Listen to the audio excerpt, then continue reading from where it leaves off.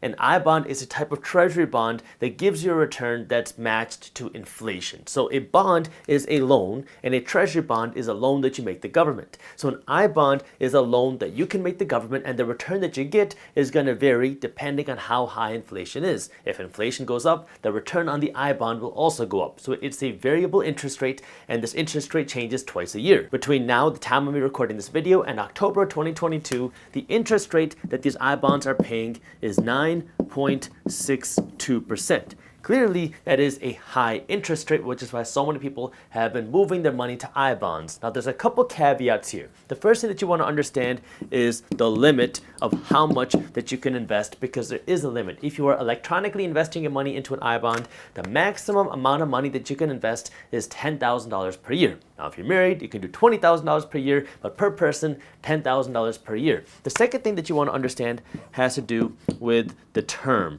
the time limit, because this isn't something that you can just sell in 6 months. I mean, you could, but there are fees associated with that, because typically an I bond is something that you buy and hold on to for 30 years. Now, you can sell it earlier. You can cash out whenever you want, but there are penalties if you cash out before 5 years. If you cash out after 5 years, there's no penalties, so technically you can sell it anytime you want after that without worrying about any fees. But if you cash out before you own it for 5 years, then there are penalties that you have to pay to take back some of the interest that they pay you. The third thing that you have to understand is going to be interest rates, because these interest rates that you're getting is not consistent, it's variable, it's going to be changing based off of inflation. And if inflation starts to go down, in theory, your interest rate should also go down. And then the fourth thing is the risk. So I personally am not a huge fan of investing my money in bonds, because the returns, especially on treasury bonds, tend to not be very good. Now, the return here is much higher, but then the second risk with treasury bonds is the default risk. Now, traditionally, growing up, I think everybody has heard that bonds are the safest investment, because now you're lending money to the United States government, and the United States government is backed by the full faith and credit of its taxpayers, so you have no risk. But that risk is starting to go up. That's one of the reasons why these I bonds pay so much more, because there is a risk of higher inflation. Higher inflation means a higher risk of United States government default. Now, again, is that risk very high? No. But that risk is there. So it's just something that you want to be aware of, that there are risks associated with these I bonds, because there's a risk of a potential default. If the government defaults on some of its debts, then you would lose your investment. The second way that you can invest $5,000 is by doing something called DCA, or dollar cost averaging your money into the stock market. Because if you have $5,000 and let's say you take $2,500 and you find a good company that you want to own, and then you buy it with $2,500, and then it goes down even further. And now you say, oh, this is an even better buying opportunity. So then you take your last $2,500 and then you invest that into the company, and then it goes down further. Then what? You have no more money to come in and buy, and if you get scared, then you might sell, and now you lose a big chunk of your investment. So instead of just perfectly trying to time the market, which is something that you can do if you're willing to put in the work, but if you don't want to put in all that work, time, effort, and research into investing into individual stocks, the next best thing is to just dollar cost average your money into the stock market. Now, I'm going to be completely honest here. The idea of investing your money in the stock market can be very attractive. It's a hot thing to do, which is why trading is very popular. Trading options is very popular. Forex is very popular, because you want to see those quick gains where you want to find a hot company, buy it, and ride it up. But the people that build the real wealth, and I'm talking about real wealth, not just a little bit of money here and there. Real wealth in the stock market are not the traders, it's the people that invest their money over the long term. Now, personally, over the last couple of years, I started doing a lot more of this type of startup investing in these types of startups, because it's fun, it's something that I like. I like working with entrepreneurs, and I like investing in some of these smaller companies, because a lot of people don't know about them, and you can see a lot of growth in these companies, but it also comes with the highest risk, because these are smaller companies. A lot more of these companies will go bust. I mean, you can look at the statistics, 9 out of 10 startups or something like that go bankrupt. So many of these startups will fail. So you have to understand that there's more risk associated, but the possibility is if you can hit a company, invest in the company before it makes it big, you can also see much bigger returns. The third way that you can consider investing $5,000 is by investing your money in real estate. Now, with $5,000, you're not going to be able to go and buy a whole property yourself, but you can get indirect exposure to real estate, and there's a couple of different ways that you could do that. One way is through REITs, R-E-I-T, and the other is crowd-funded real estate. So let me talk about both. A REIT is a real estate investment trust, and this is something that you can buy and sell on the stock market. So when you invest in a REIT, what you're doing is you're investing your money into a company that invests in real estate. So it's indirect exposure because a company is going out and they're investing in apartment complexes or hospital buildings or office buildings, and then you can go and invest in the company that's buying these companies. Now, personally, I'm not a huge fan of REITs. I like more direct exposure to real estate because now you're also investing in the company. So how good is this company managed? How good is the executives in the company? How good is the whole structure of the company? So you have that potential risk, but you can also see more reward here because you get your dividends very consistently with these companies. But for me personally, I'm not a huge fan of REITs, but some people have seen a lot of success with them. The alternative would be to invest your money into crowdfunded real estate.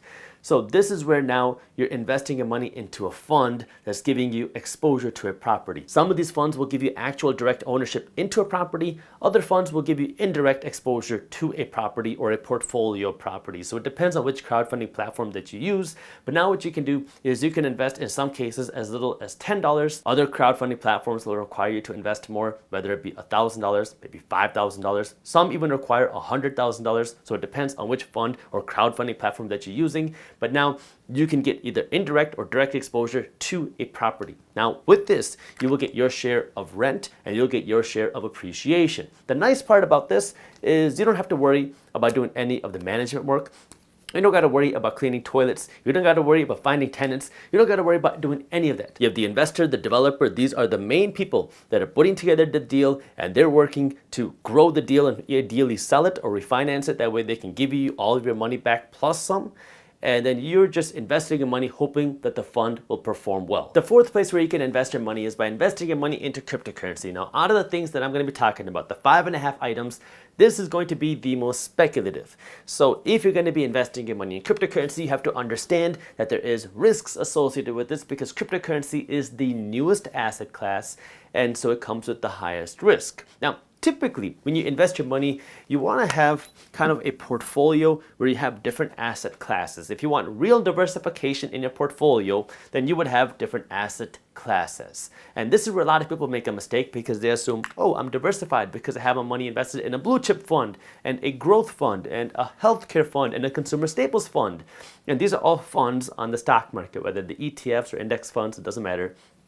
But the reality is all of your money is invested in one asset class, paper assets, the stock market. So you have no real diversification because if the stock market crashes, your entire portfolio goes down. So in addition to having some diversification in the stock market, you can also have diversification between asset classes. So this is where you can have things, I'm going to just draw these out like this. You can have things like real estate. You can have things like stocks. You can have things like other commodities. Now, these percentages are going to change. Like you don't want to have a huge percentage of commodities in your portfolio unless you think the world is ending, essentially. This would be things like physical gold.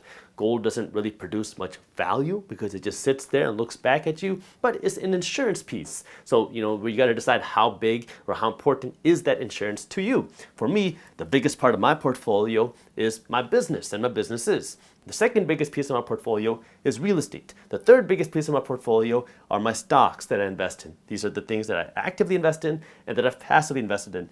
The fourth is cryptocurrency, and then the fifth is physical gold. So crypto and gold are the smallest parts of my investment portfolio, and so you have to first create this type of portfolio here and understand how much risk you're willing to take. And the fifth and final place that you can invest your money is into your own business. Now, this is a little bit different because it's going to require the most time and effort on your part, but it can also come with the biggest returns. Now, a little caveat here. If you're going to be investing your money into your own business, you need to be an entrepreneur. And this is one of those things where you have to be honest with yourself, because there are some people who just don't have it in them to manage people, manage a team, and to really want to build something. If you are not one of those people who are willing to do whatever it takes to make your product a reality, you don't care about building something that's going to solve a problem, you don't care about building a business, then don't go into investing your money into your own business. Instead, you can invest your money into your own craft. Maybe you take this $5,000, you go out and take a class, or you get a certificate, or you do something to get a better position in the company that you are at. That would be a better investment with your money. But if you're one of those people who you say, I hate working at a company, I hate having a boss, I want to do something myself, I want to build my own business, and this is something that you've been thinking about, and you know that this is you, then you can consider investing your money in your own business. If you enjoyed this short clip from my longer videos, here's another clip that I think you'll love. And while you're at it, if you're interested in learning more about how to start generating passive income, our team put together an amazing guide that goes over what passive income is, how to start generating passive income, and different passive income strategies. These are things that you can start doing even if you don't have a lot of money. So if you want to read this free guide on how to start generating passive income for free, all you got to do is click that button right over there. Thank you for watching, and as always, keep hustling.